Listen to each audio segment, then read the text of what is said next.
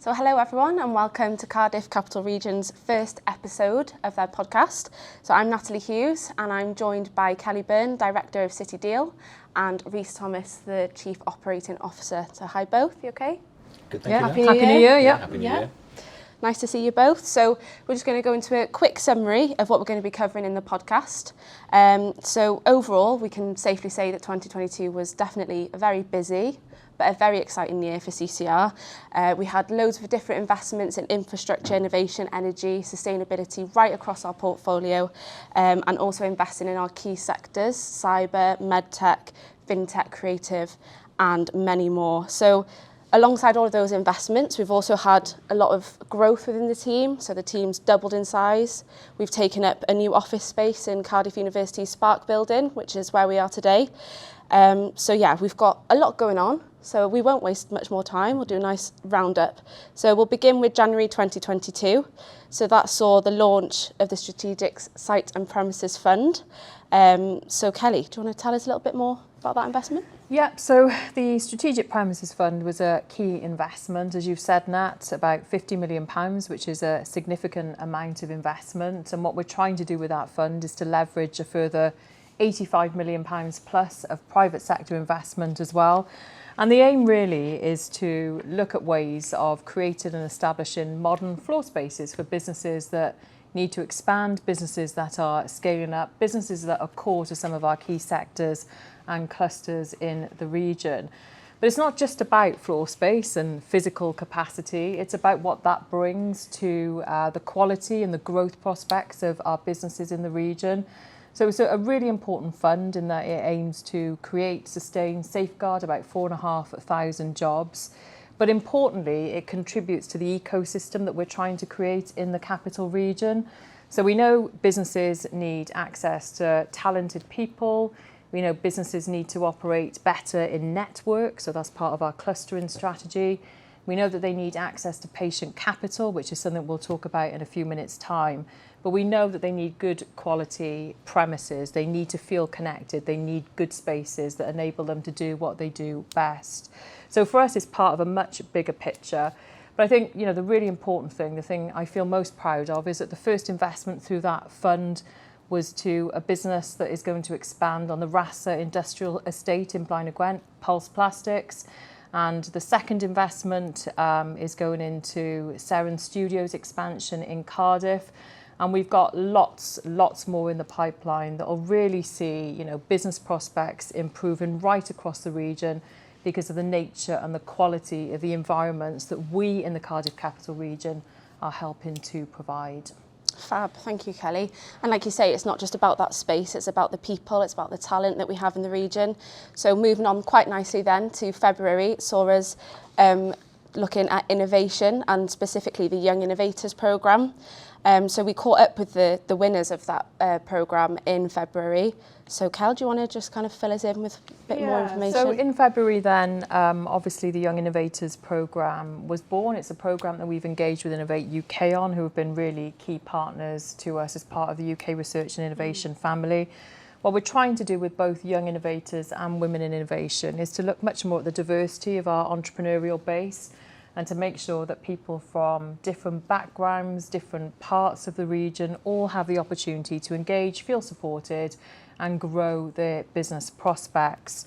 So a scheme that we feel really proud of, we want to scale up in the future. We've had some fantastic early successes with Matthew, Christian, Beirne and Abby, all doing very different things, but wonderful in their own right, and it's great to see those ideas bubbling.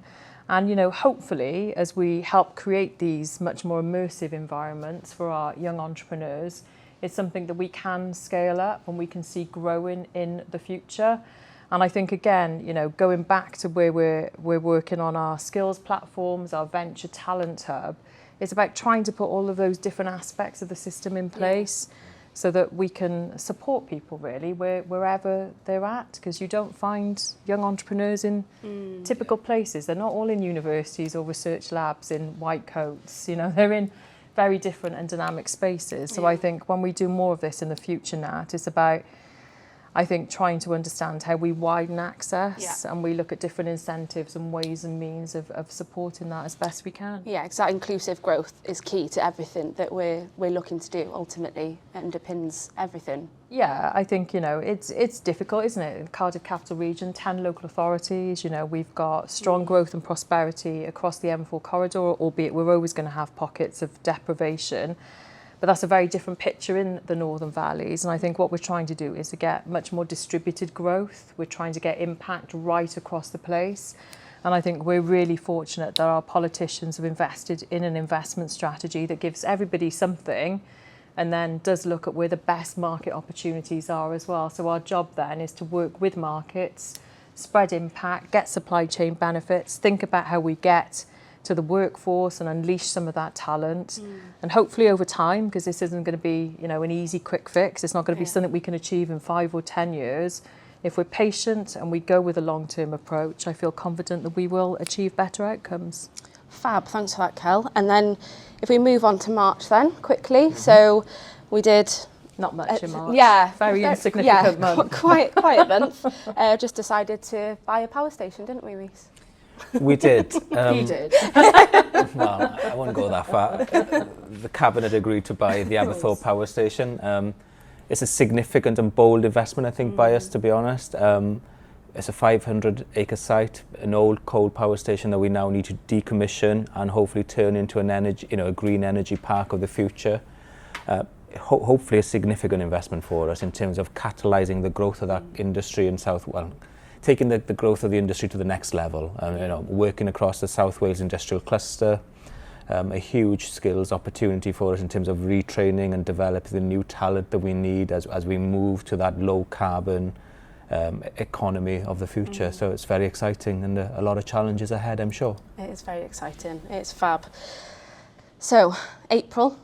So moving on from the sites, we're going back to kind of an innovation centred investment. So we're looking at the £7 million cyber innovation hub investment piece. So it's a world first happening here in Cardiff Capital Region.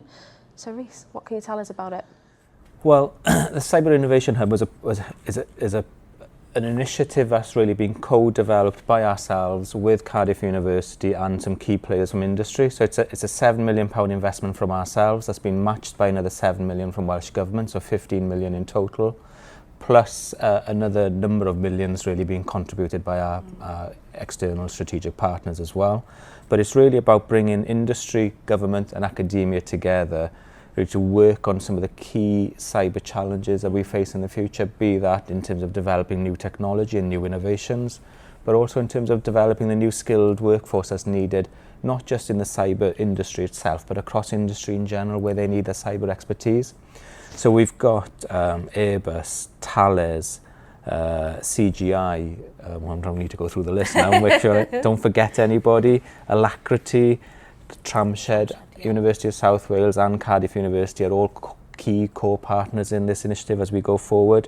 I think lots of ambitious goals in terms of growing the number of startups, attracting a £20 million worth of new investment into those startups over the next 5 years. So it's quite an ambitious programme, and again it shows our confidence and willingness to support a key industrial cluster for us and support it right at the heart of all of this. The innovation side, complementing the infrastructure projects we've already spoken about, shows that wider ecosystem that we're trying to generate and nurture within the region. Definitely. And that collaboration as well between those partners, that's something that's not easy to do, but it's the right thing to do, and it's what we need to be doing more of. Absolutely, and there's plenty of good examples of these projects in the past, and there's willingness from all partners. But I think the key thing for us here is to try and create a sustainable initiative that's not going to come back for requesting core funding from government partners again in 5 years' time. And this is all around our sustainable business model, and we now need to make walk the walk and make that a reality. But that's our challenge, collective challenge over the next 5 years. I think that the really exciting thing about the Cyber Innovation Hub as well is the prospects for the public sector. I mean, when we talk about cyber, we tend to think about business banking, cybercrime, cyber resilience. But if you think about the array of public services that have an element of cyber threat or need increased cyber resilience, I think there's a huge public-private market there, and I think the blurring of those two things represents a really exciting space. Yeah. So I think this is adding value for our public sector partners as well. So it's an exciting one, and I think if anybody gets the chance to visit the Abacus building just down the road from us here, it really is an amazing space, and to see it, I think, in a live and dynamic sense really gives you, a really powerful feeling about what we could be achieving here. Yeah, and I think your point about that collaboration with the public sector is hugely important, because a lot of the challenges and the startups that will be created out of this will be looking to solve those problems. So it's industry, academia and the public sector working together to address them. Yeah. So carrying on that kind of collaborative theme then, in May we saw the £1.6 million 5-year investment go into FinTech Wales. So FinTech, as most of us know, some of the listeners might not know, but FinTech's a very strong pillar in the region, and this investment has cemented that and has shown our commitment to developing that further. So Rhys, do you want to go into a bit more detail about what we can expect to see? Yeah, definitely. FinTech Wales is a relatively new organisation. It's an organisation that's been created by the industry itself, by key players within the financial services industry in Wales, and I think that was hugely important. They saw the value of working together and bringing together that network and looking to push it further forward. Myself and others have been engaged with it from early on in that process. And we had the confidence really to support FinTech Wales to lead and convene that cluster for us in the region. They've got a number of key focuses in terms of ensuring that their member organisations have access to the right talent, have access to the right innovation and R&D capability within the universities and the colleges within the region. And we're actively working with them on other programmes, potentially looking for a launch pad in FinTech to attract that to the region.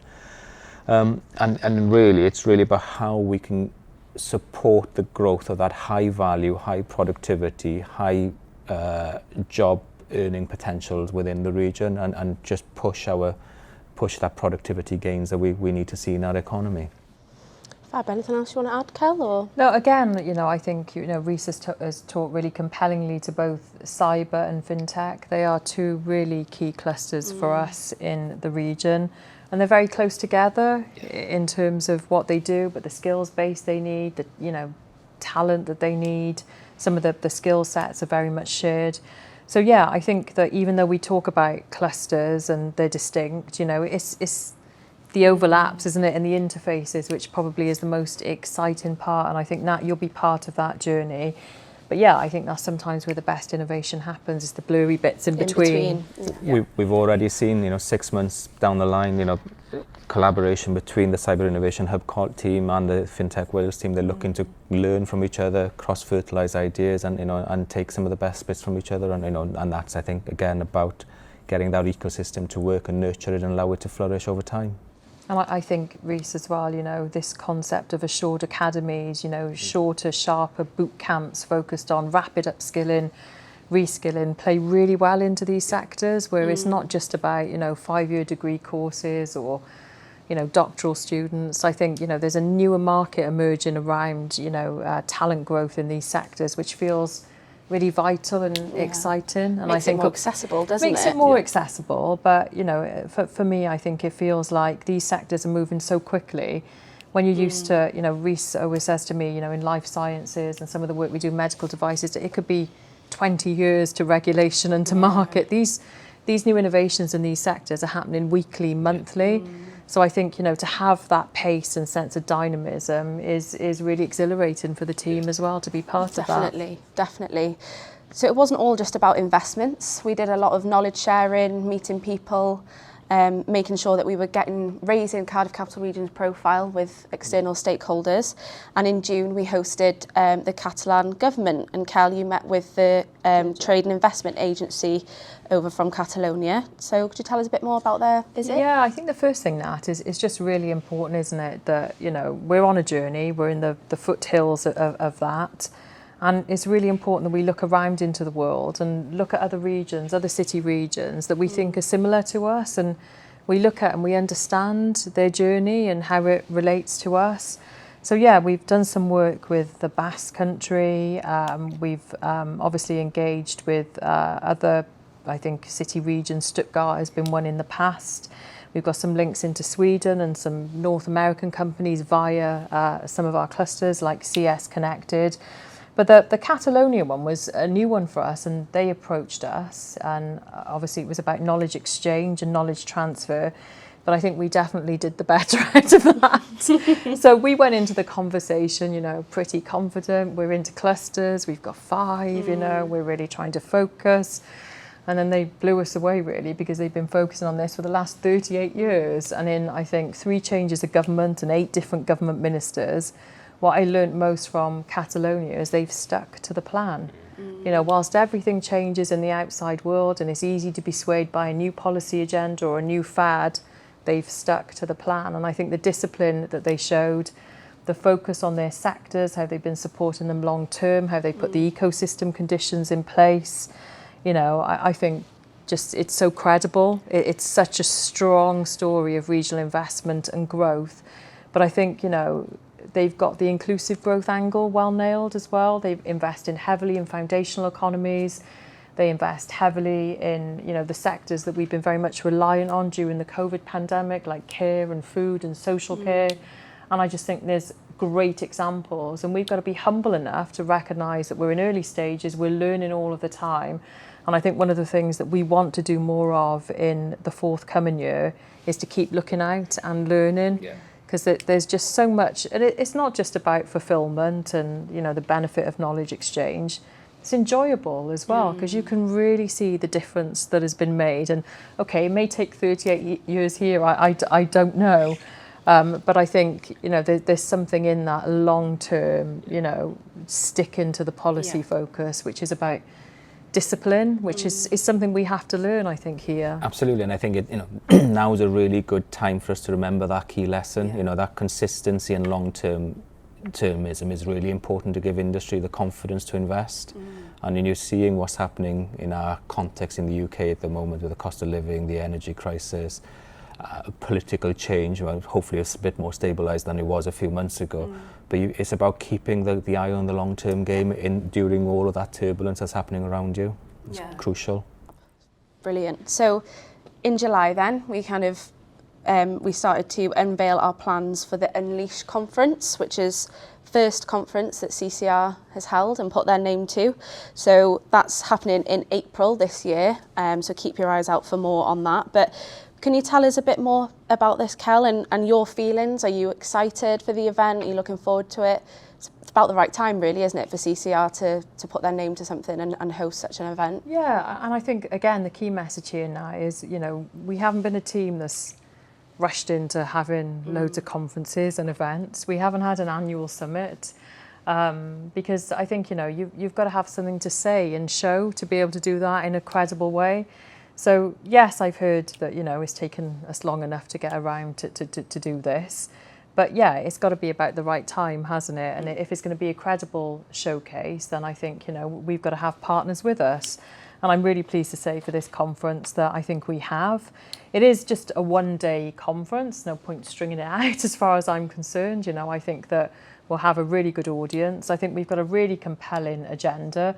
And I think, you know, the focus on good growth and what we mean by that in the Cardiff Capital Region, resilience, you know, this concept of being able to withstand shocks, of having foresight, of staying focused, of trying to really, I think, hone in on the things that could set us apart is really important. We're not trying to be all things to all people. You know, I think it's easy to pick up a plan, isn't it, from any city region across the world, and you know, sometimes you're reading much the same content apart from the name. And I never wanted it to be like that for us in the Cardiff Capital Region. It's important we're distinct, we're authentic, we're comfortable in our own skin, we acknowledge where we are, you know, if we make mistakes, that, you know, we're upfront about these things. And hopefully, you know, that the Unleash conference will take on that identity, the elements of our personality, the shared learning, the value of the network, you know, the people that sit as part of our business council, our economic growth partnership, our skills partnership, our investment panel, because this is Team Cardiff Capital Region. We are not Team Cardiff Capital Region. So I think it's really important that we have a showcase event that puts all of that out there. I get conferences are not everybody's cup of tea. I get it's a really difficult economic environment. So we are trying to make these things as self-funding as we possibly can through income, commercial sponsorship and so on. But hopefully, you know, this is an important event in terms of sharing learning, of identifying in a common way the problems that we're trying to solve, coming up with solutions. And hopefully, you know, it can help inform our future work programme and bring together businesses in a network way so we understand the challenges that they're facing and we can work with other partners to help try and solve those things. Yeah, I'm really looking forward to it. It'll be good, I'm sure. Yeah, so it's going to be at the International Conference Centre in Newport on the 26th of April, and we've got a great lineup of speakers already coming together. So again, there'll be lots of opportunities for networking and engagement. But I think it's just really important that we say we're not having a conference for conference sake. We haven't done it before. So for me, it's got to be about outcomes and it's got to be about building the network capability, because I think collaboration is one of the things that we do uniquely well in the region. And seeing as you're talking about collaboration and networking, one of the other things that we did do in August is we relocated to this Sbarc building. So it's a Cardiff Uni building, set up specifically to help facilitate that. Innovation, networks, businesses, a mix of academia, public, private sector, all coming together in one collision space. So how do you think it's going, Rhys? Are you enjoying being here? I think it's just great to be back in an office environment after the COVID period. I think is the first thing I would say. I think we've missed that human interaction and the spark that you get from working with people. Pardon the pun. Clues in the name. Clues in the name. Pardon the pun. But I think from our own team perspective, I think you just got to reflect a little bit that as we were going into lockdown in March 2020, our team was around a dozen people. And during that lockdown period, we grew, and doubled in size, and we needed to come back together. I think Natalie probably was the best part of the first year. I may have only seen you twice physically, and it's great to work with you and the rest of the team much more closely. And I think the value for us of just that working together as a team, but in a building that has all of those other key partners that you listed right at the outset, in terms from both the private sector, the public sector and the research groups that we've got here, really it does help us a lot going forwards, and I hope that we'll be able to use their knowledge to ensure that our future policies are evidence-based, are robust, considered and well thought through, and equally that we can use some of their capability and expertise to help with our evaluation and monitoring of our investments, to make sure that we understand the impact of what we're doing much better than maybe just the narrow traditional metrics of jobs and so on and so forth. It's a great landing space for businesses that we work with as well that may not have homes of their own at the moment. It just feels like you've got access to everything you need, all the people you need, the network, funders. We're co-located here with the Institute for Catalysis and the Compound Semiconductor Institute, and you can't buy that kind of accessibility, can you? Which I think for us and the things we're interested in and the things we want to help grow is just a perfect co-location, isn't it? It's fab. It has been nice. I just need to get across the railway track now. So if anybody is listening from Cardiff University, we'd love a bridge. And on that note, so we'll move on to September then. And September saw us take on a new challenge that came from the CCR Challenge Fund, and that was launched in September. So £2.6 million Sustainable Food Challenge launch. So Cal, I know you've got some more information on this. Tell us about it. Yeah, so I think the first thing to say now is a lot of the things we've spoken about have been, infrastructure investments, investments in research and development, skills investment. Our Challenge Fund is different to all of those things, and it's really important because it allows us to keep an open mind about the problems that we need to solve. It means we don't just jump to project solutions. It means that we really test through a process of research and development what the right answers are to some of the big imponderables that we face. So the Challenge Fund was launched a couple of years ago. It's only a £10 million fund, so it's quite small. It's about seeding and catalysing investments, but it also sits alongside Infuse, our £6 million investment in building innovative future public services. So it's about the public sector convening around some of these big economic and societal problems and using public procurement to come up with better solutions. And I think one of the challenges that I love the most was borne by Monmouthshire Council, working with Cardiff Council. and recognising really that one of the big challenges of our time, we've talked about cyber security, we talked about energy security, but food security is a massive one as well. And I think with the Welsh Government's innovative introduction of free school meals for primary age children, there's a real opportunity to think about food supply chains. There's a real opportunity to think about provenance of local produce, seasonality, carbon footprint of those things. And this challenge really is looking at growing some of that capability within the region, connecting it, looking across the rural context into the urban context and everything in between in terms of supply chain. So we're in the initial stages of launching the challenge at the moment. There's initial contracts of around £50,000 to start modelling some of the answers to some of these big questions. If those things progress and they're capable of taking us on to bigger solutions, then that investment will scale up proportionately. And hopefully we'll have some products, services at the end of it, which can be commercialised, which can be scaled, which can help contribute to some of the big answers that we need around some of these wicked problems. Food security, food resilience, I think is going to grow in scale and impact, isn't it? It's hugely important, I think, especially, all those other points you mentioned around energy security and cyber security and food security, they are interlinked. The food security is being affected by the cost of transportation, the cost, the cyber attacks that are happening especially as you think about vertical farming and all these sort of things in the future. So it's all integrated, and we need our supply chains to be local and resilient. Definitely. Yeah. Definitely. So switching up a gear slightly, changing it up again, because that's what we like to do here, always varied. So in October, we saw a £3 million investment in Media Cymru. So similar to FinTech, we've got a strong creative sector here in the region. Different companies and organisations, obviously really good universities as well that feed into that. So similar to Cyber Innovation Hub, Media Cymru is a very unique collaboration across a multitude of consortium partners. So Kel, do you want to touch on what we're looking to get out of that investment and what we think Media Cymru should achieve for us as a region? Yeah, I always think that the creative industries and the media sector is a bit of a sleeping giant. It's all around us, but we don't really seem to understand what that means in terms of economic impact.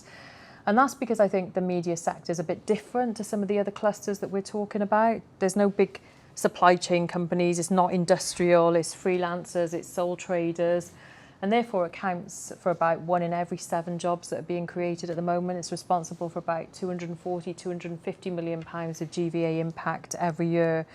So what we've tried to do really is to work with partners again to elevate that industry to the next level. So working across about 20 plus partners spanning academia, the stage, screen, production industries, working again with the public sector, working with sole traders, freelancers who are part of networks like Cluster, to go to UK government and have the confidence to say, we've got something special here, we've got something that's growing, it's thriving.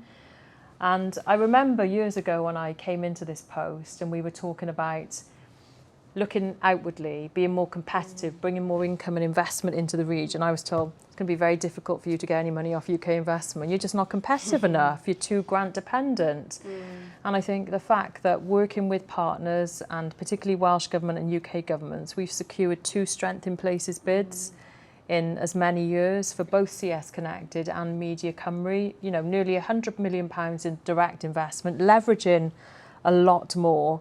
And I think, for this sector in particular, it is about new stage and screen production facilities. It's about new content production. It's about new media channels, new socials, new ways of communicating.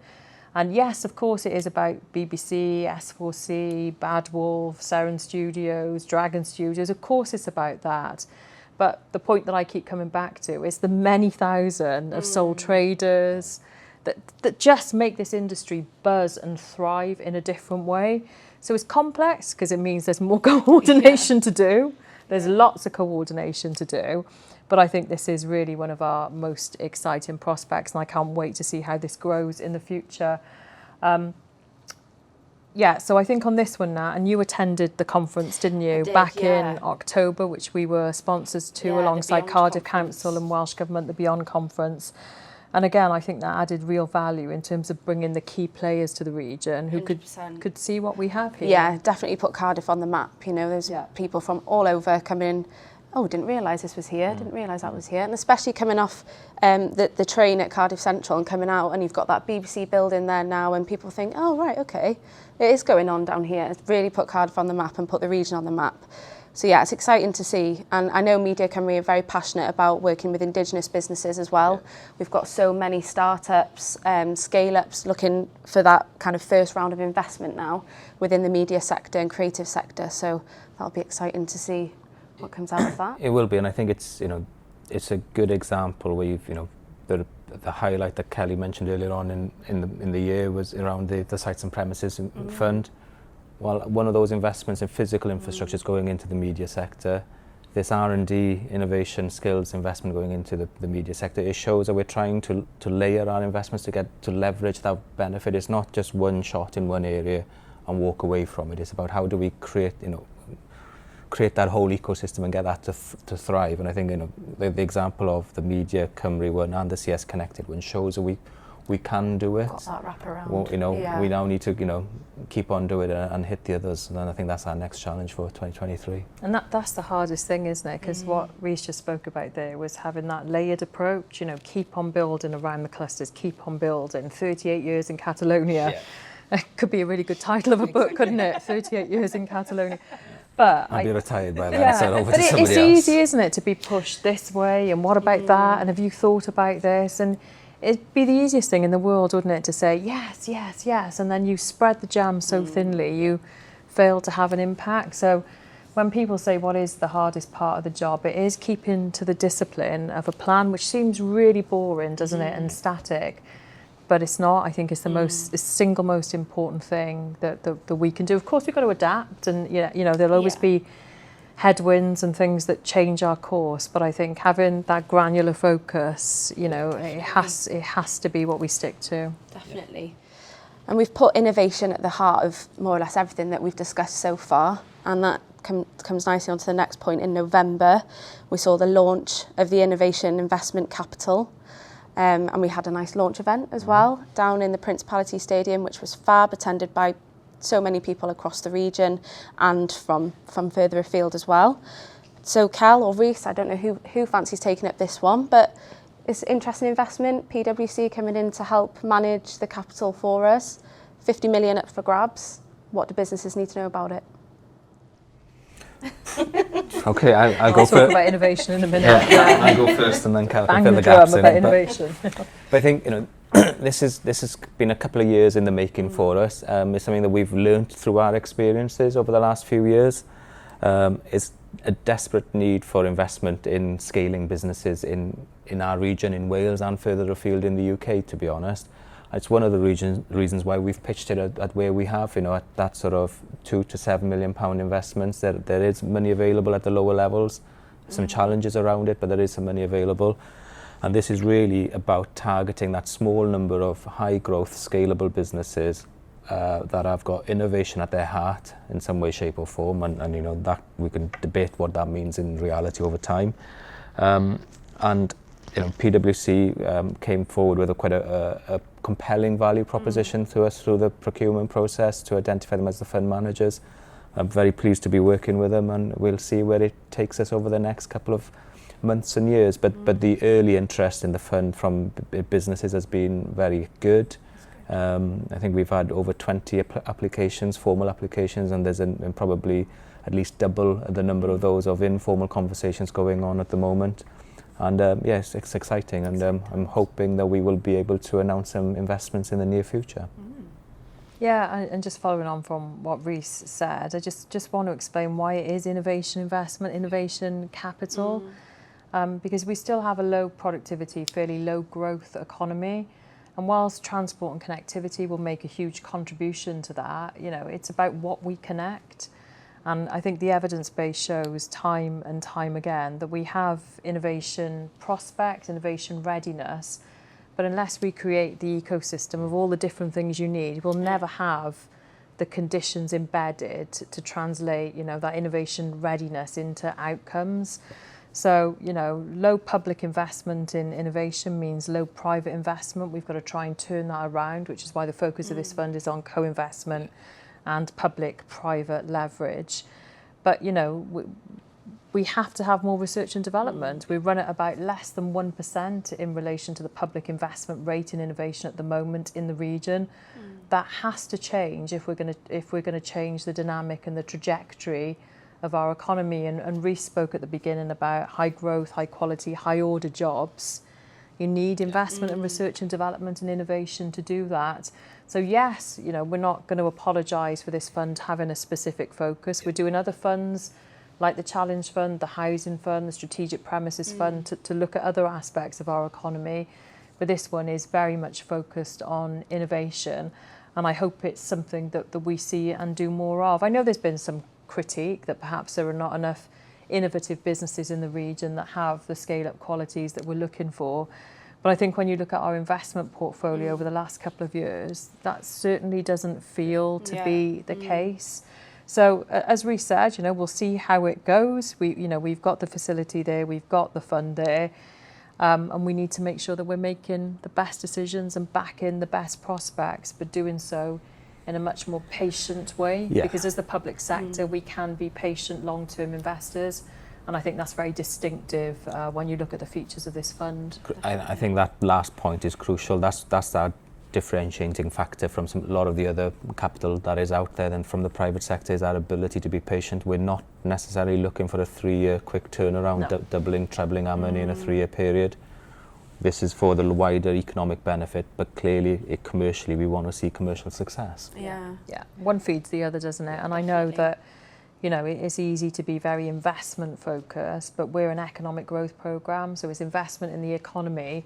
Return on investment is a byproduct of that. They're both important, but you're right, Rhys, our absolute focus has got to be patient, long-term approach to growing our economy in the right way for our region. It's not quick fixes, is it? No, unfortunately not, no. And talking about patient capital, patient financing, we're going to move on to December, which saw one of a few medtech investments that we've made so far. So this was in Jellagen, £2 million equity investment. And they're a company that've got incredible medical treatments for skin diseases, tissue reconstruction. Cosmetics. When we're talking about innovation, this company really does sum it up. So Rhys, do you want to touch on why this investment's important for the region and why CCR decided, alongside Investment Panel Regional Cabinet, that this was an investment to look at? Yeah, and I think in many ways, what we've just spoken about, the Innovation Investment Capital Fund, is this is an example of that investment happening in reality. We'd done this Jellagen one investment because it was prior to that fund being established, where our investment has actually been able to catalyse further investment into the company, and actually I think there's about another £1.5 million of additional investment gone in there than we didn't anticipate when we made the decision to invest a few months ago. So it shows that having a local investment fund willing to back a innovative local business does attract and coalesce that other investment into the business. It's R&D intensive. It's in the medical devices and diagnostics area. This is where we do need to be really patient. It's much more patient game than maybe the cyber or the fintech industries in particular. But I think it's just an example of backing good, high quality businesses that have actually born and developed within the region. The capability and the talent is here, and we need to back it. And I think, as Rhys said, there is some risk in these investments. There's also the prospect of reward, but we are a responsible investor as the public sector. We've got a responsible investing strategy. ESG principles are writ large in everything we do. And I think, when you look at our investments, they don't just have economic impact, they have societal impact. They help to solve broader problems, which I think come back to our role and purpose as a city deal. And what I really loved about this one was that, I learned a lot about jellyfish in the process, but, you learn about the impact on fisheries, on, marine life, and, what contribution this company in particular is making to sort of managing some of those ecosystems which I think, as I say, going back to ESG and some of the responsible investing credentials, you know, it's not just a good investment and a great economic prospect, it's doing something that's tangibly important, both for the environment and both for regenerative medicine. Absolutely, absolutely. And the focus on that R&D within this business is really important. You know, our investment has managed to attract co-investment from an international fund. Another local investment fund has invested alongside it, but crucially, there's also a strategic R&D partnership that they've been able to secure. And when you put all of that together, it just gives you confidence that this company's going in the right way. It's got work to do like every company, but it's pointing in the right direction, and we just need to work with them now and make sure that we achieve the benefits that everybody's looking for. Thank you all for listening and watching. Please keep your eyes out for the next CCR podcast that should be coming out soon. I hope you enjoyed that. Nice informative session full of all the news and everything that went on last year. There was a lot. And here's to 2023. Thanks everyone.